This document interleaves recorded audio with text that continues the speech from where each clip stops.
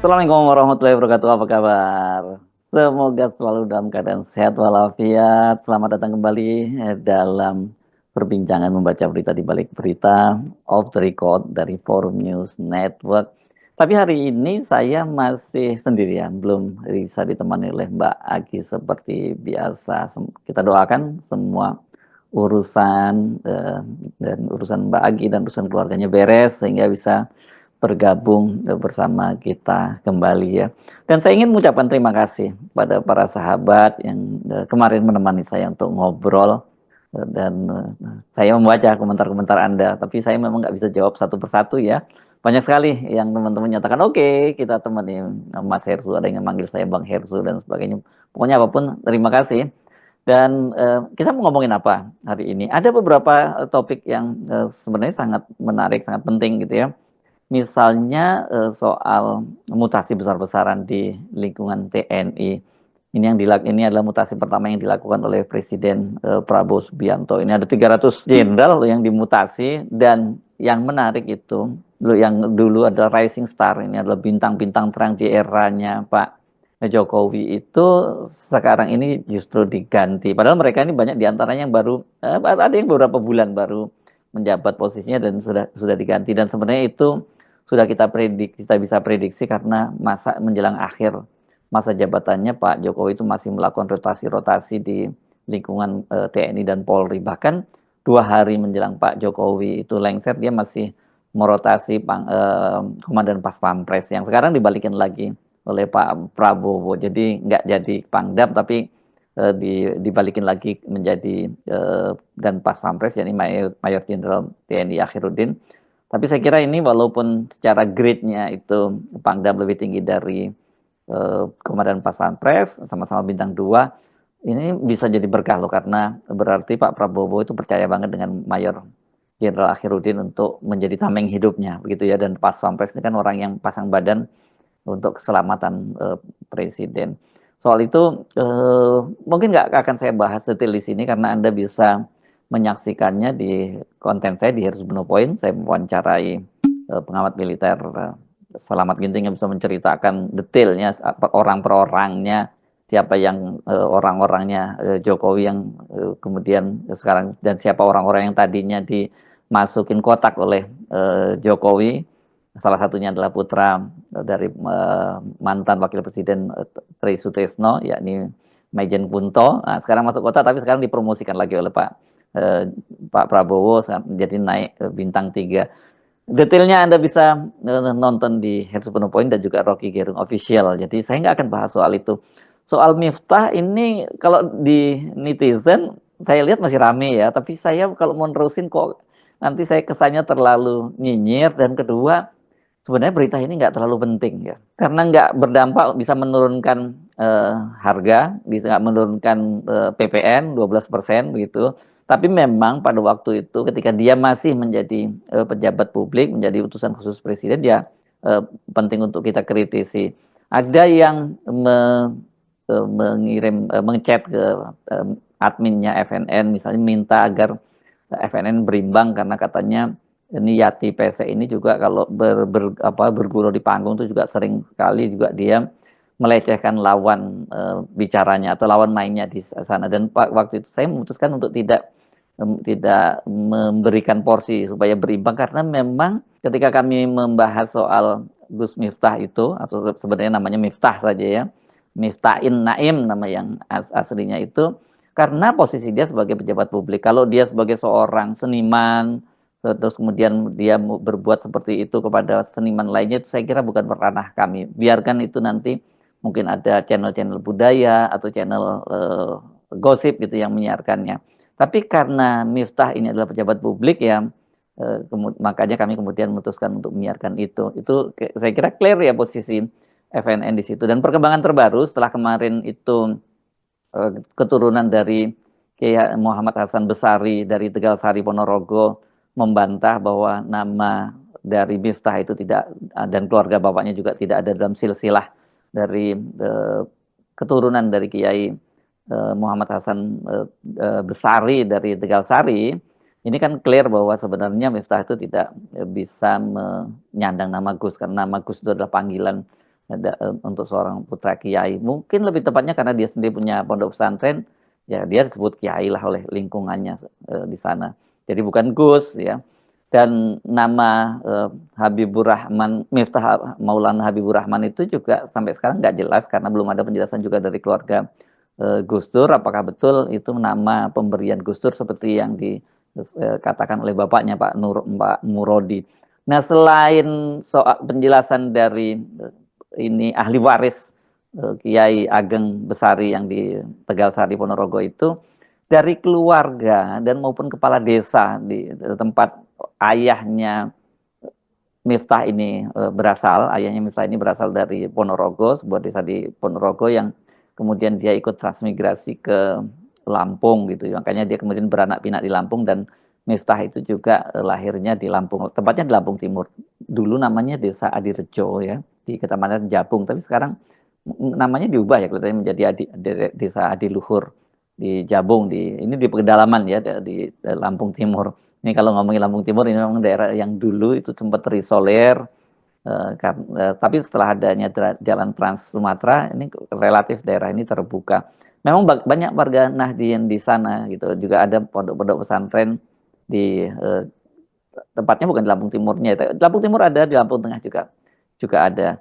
Ya, dan Miftah ini pernah menyantri di salah satu pondok pesantren di Lampung Tengah ya pada waktu itu dan kemudian melanjutkan sekolahnya ke Yogyakarta ke UIN katanya UIN Sunan Kalijaga tapi tidak tamat dan baru belakangan kemudian dia katanya menamatkan kuliahnya di Universitas Islam Sultan Agung ya di Semarang itu sarjana pendidikan agama Islam dan itu baru tahun 2023. Kok jadi mirip-mirip dengan Raffi Ahmad yang kemudian dapat gelar doktor dari Thailand, doktor kehormatan dari Thailand itu menjelang dia dilantik menjadi utusan khusus Presiden Prabowo ya.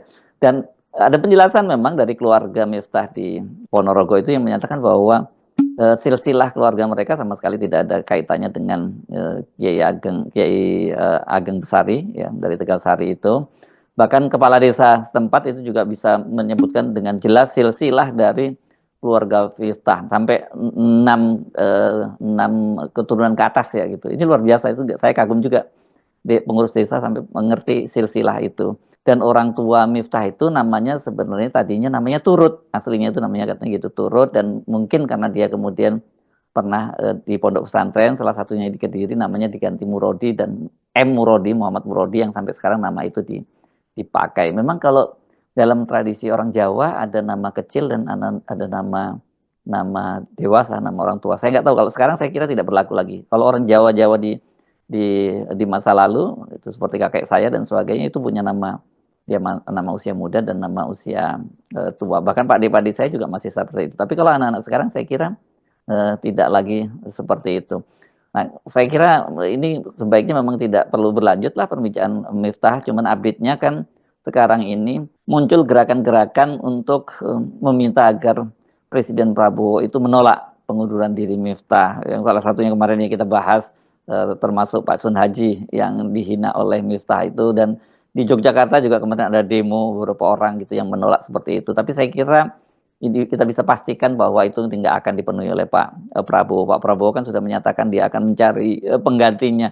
Dan seperti kita bahas berkali-kali juga, saya kira Pak Prabowo nggak ingin juga lah direcokin dengan hal-hal yang kecil semacam ini. Karena banyak sekali hal-hal yang besar yang sekarang jadi problem, yang terutama masalah ekonomi yang tengah dihadapi oleh pemerintahnya Pak Prabowo. Jadi jangan direcokin lagi. Dan kalau toh Pak Prabowo mencari pengganti dari Miftah ini sebaiknya betul-betul dicari orang yang kredibel, latar belakangnya jelas, kemudian pendidikannya juga jelas dan kemudian jejak digitalnya kan sekarang juga dengan mudah. Dengan begitu target-target dari pemerintahannya Prabowo ini bisa diwujudkan dengan bantuan para utusan-utusan khusus tadi.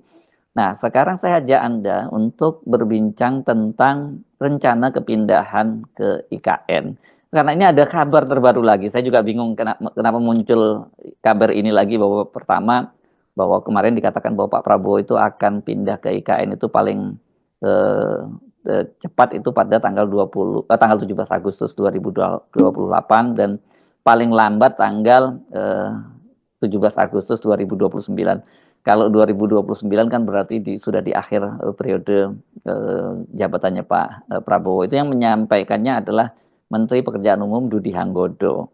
Dan hari ini saya membaca berita, itu ada pernyataan dari Menteri PUPR eranya Jokowi.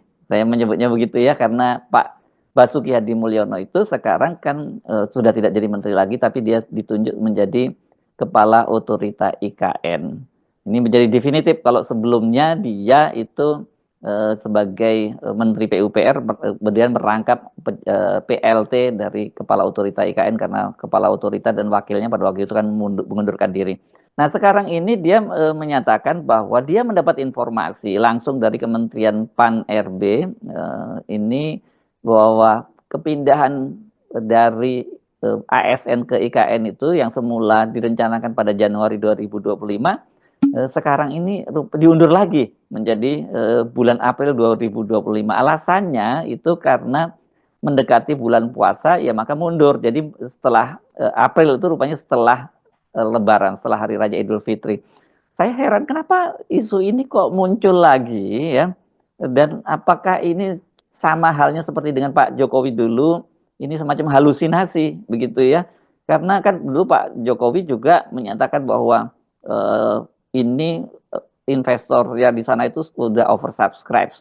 Tapi ternyata sampai terakhir itu ternyata tidak ada investor yang masuk, dan baru beberapa hari yang lalu kan kita baru mendapat konfirmasi. Sebenarnya kita sudah tahu soal itu ya, dari ini konfirmasi dari Aguan, pemilik pengembang atau properti dari kerajaan properti Agung Sedayu ya, yang sekarang ribut-ribut soal pembangunan Pantai Indah Kapuk 2 yang menggusur warga di kawasan pantai utara Banten.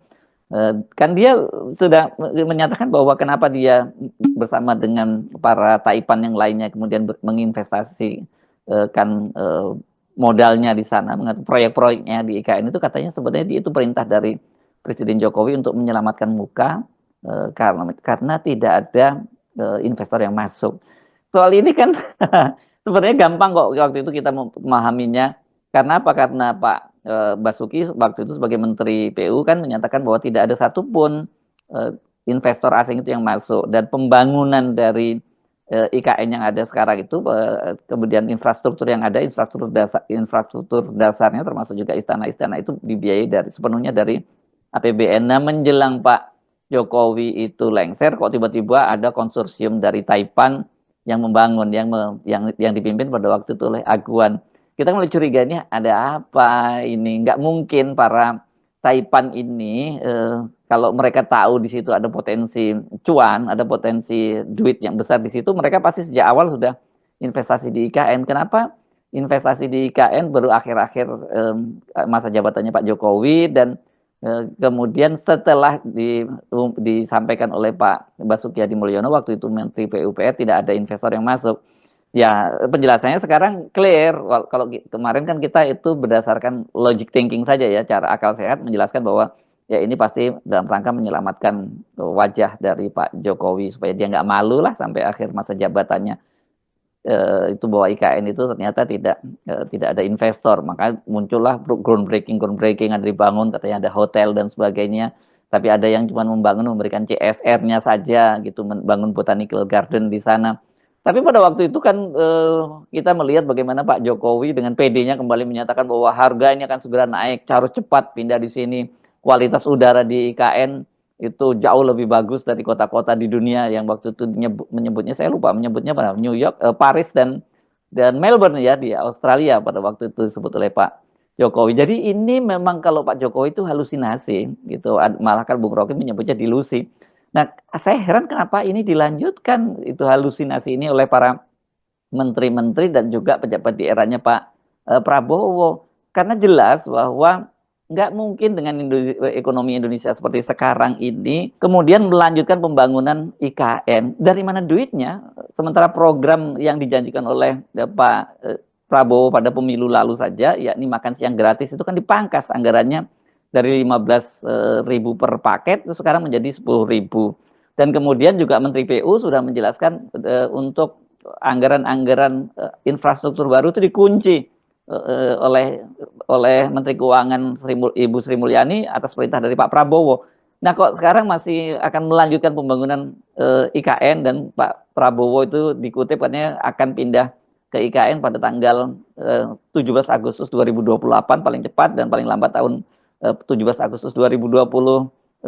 Kenapa kok berlanjut halusinasi ini? Apakah penyakit dari Pak Jokowi ini menular kepada para menteri-menteri di eranya Pak Prabowo juga? Ya, kalau Basuki yang ngomong, ya karena dia sekarang kepala otorita IKN dan dia punya beban karena dia sudah menghabiskan duit cukup banyak itu APBN pada waktu dia menjadi Menteri PUPR untuk membangun infrastruktur dasar di IKN termasuk istananya ya. Jadi ini sih wajar kalau dia bilang. Tapi kalau kita cermati, Basuki itu juga menyatakan, itu dia mengutip itu tadi soal pindah, dia menyatakan bahwa itu mengutip dari keterangan dari Menteri PAN RB. Kemudian PAN itu Menteri Pemberdayaan Aparatur Negara dan Reformasi Birokrasi.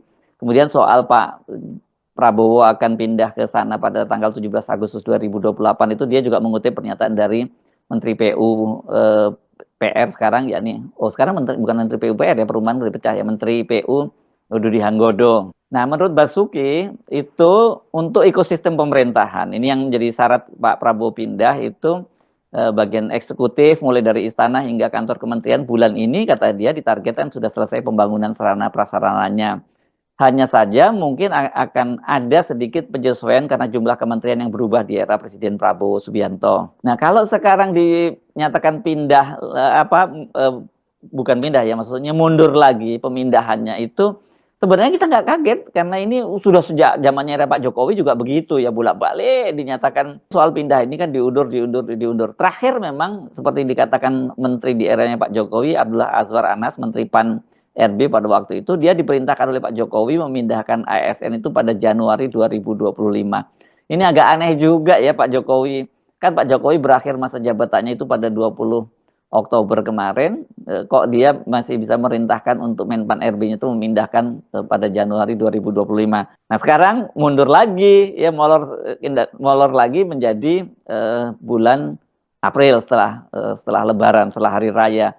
Dan kalau kita maju ke depan itu sebenarnya waktu itu juga targetnya pada September 2024. Tapi ternyata kemudian sampai terakhir ketika Pak Jokowi mengundurkan diri atau mundur dari jabatannya, bukan mengundurkan diri ya, habis masa jabatannya, ternyata itu juga belum dipindahkan. Kalau kita tengok lagi jauh ke belakang, sebenarnya targetnya Pak Jokowi pada waktu itu memindahkan ASN itu pada bulan Juli tahun 2024 sebelum upacara HUT kemerdekaan RI di Nusantara. Nah, waktu itu kemudian mundur lagi dengan alasan karena banyak sekali fasilitas hunian di sana yang akan ditempati oleh para ASN itu digunakan oleh peserta untuk upacara 17 Agustus ya.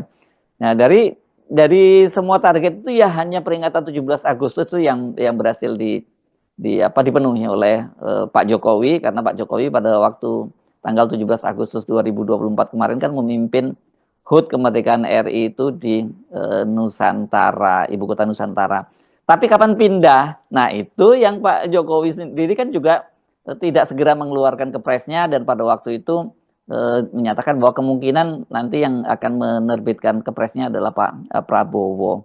Soal kepindahan Pak Prabowo ke IKN itu juga hari ini hari Selasa tanggal 10 Desember 2024 itu Kepala Kantor Komunikasi Kepresidenan Hasan Nasbi juga menyatakan bahwa pertimbangan Pak Prabowo berkantor di Ibu Kota Nusantara 17 Agustus 2028 itu ya setelah ibu kota baru itu dapat memerankan fungsinya sebagai ibu kota politik. Artinya ada kantor lembaga eksekutif, legislatif, dan yudikatif. Ini Ketua DPR Puan Maharani sih, dia menyatakan mereka akan menyesuaikan. Kalau pemerintah memutuskan pindah ke IKN ya mereka akan ikut gitu. Tapi saya tahu banyak sekali teman-teman di DPR yang sebenarnya keberatan pindah ke IKN itu kan pada waktu itu ada yang mengusulkan agar Jakarta itu ditetapkan saja sebagai ibu kota legislatif. Nah, sekarang kata Hasan Nasbi itu kalau sudah memerankan sebagai ibu kota politik, artinya ada kantor pemerintahan, kemudian ada parlemen, dan kemudian kantor-kantor lembaga-lembaga hukum. Nah, barulah kemudian Pak Prabowo pindah ke sana. Targetnya katanya ibu kota politik itu bakal terrealisasi tahun 2028. Dan sekarang ini IKN terus dilanjutkan pembangunannya dan jika tidak ada kendala itu tahun 2028 atau paling lambat 2029 IKN sudah bisa menjadi ibu kota politik. Ini sama dengan penjelasan dari Menteri PU Dodi Hanggodo. Ini bahkan Pak Dodi Hanggodo ini menyampaikannya hari Jumat lalu ya tanggal 6 Desember 2024. Katanya Pak Prabowo itu masih menunggu kesiapan sarana dan prasarana dan di IKN seperti tadi itu yang disebutkan gedung legislatif dan yudikatif. Pertanyaannya benarkah ini instruksi dari Pak Prabowo agar segera menyelesaikan itu jadi setidaknya pada tahun 2028 nanti sudah bisa pindah ke sana atau ini hanya apa ya pernyataan-pernyataan dari para menterinya atau kalau benar dari pernyataannya Pak Prabowo apakah ini cuma dalam rangka menyenangkan Pak Jokowi karena realitasnya saya kira dengan ekonomi kita seperti sekarang ini dengan APBN kita seperti sekarang nggak mungkin kita bisa membiayai pemindahan ke IKN itu dengan catatan bahwa para oligarki seperti yang dikatakan oleh Aguan ya kan mereka itu pada waktu melakukan groundbreaking di IKN itu hanya untuk menyelamatkan mukanya Pak Jokowi jangan sampai kemudian lengser belum ada investasi yang masuk di sana di luar prasarana dasar yang itu menggunakan dana dari APBN. Apa sekarang ini juga kemudian mereka ingin menyelamatkan muka Pak Prabowo? Kan nggak ada urusannya buat Pak Prabowo. Ini bukan janjinya Pak Prabowo. Kalau Pak Prabowo janji melanjutkan itu janjinya kepada Pak Jokowi. Tapi sekarang petanya kan sudah berubah. Dalam konten saya, kalau Anda mungkin sempat menyimak di Hersbuno Point, saya mengartikan bahwa pernyataan dari Aguan itu bahwa dia buka-buka rahasia, dia menyatakan bahwa mereka itu melakukan investasi di IKN untuk menyelamatkan wajah presiden, ya itu kan waktu itu presidennya masih Pak Jokowi, sekarang kan presidennya Pak Prabowo. Jadi ya buat para Taipan, para oligarki nggak ada kepentingan dia menyelamatkan mukanya Pak Prabowo. Dan pertanyaannya apakah Pak Prabowo juga punya kepentingan soal ibu kota IKN itu? Saya kira kok tidak ya karena prioritas Pak Prabowo itu sekarang bukan otoritas bukan IKN tapi bagaimana ekonomi kita bisa selamat dan mimpinya mensejahterakan rakyat itu terwujud. Bola-balik kan Pak Prabowo menyatakan bahwa fokus APBN itu adalah untuk mensejahterakan rakyatnya. Sementara sekarang problemnya kehidupan rakyat kita menjadi sangat berat. Jadi ini jujur aja saya ditanda tanya, siapa ini ambisi siapa, kepentingan siapa kok kemudian wacana untuk pindah ke IKN itu dihidupkan kembali gitu. Dan saya bisa menyebutnya ini merupakan kelanjutan dari halusinasi dari presiden yang pada waktu itu dijabat oleh Pak Jokowi. Jadi kita tunggu saja bagaimana kelanjutan dari IKN ini. Kalau saya sih sampai pada kesimpulan itu rasanya berat untuk diwujudkan.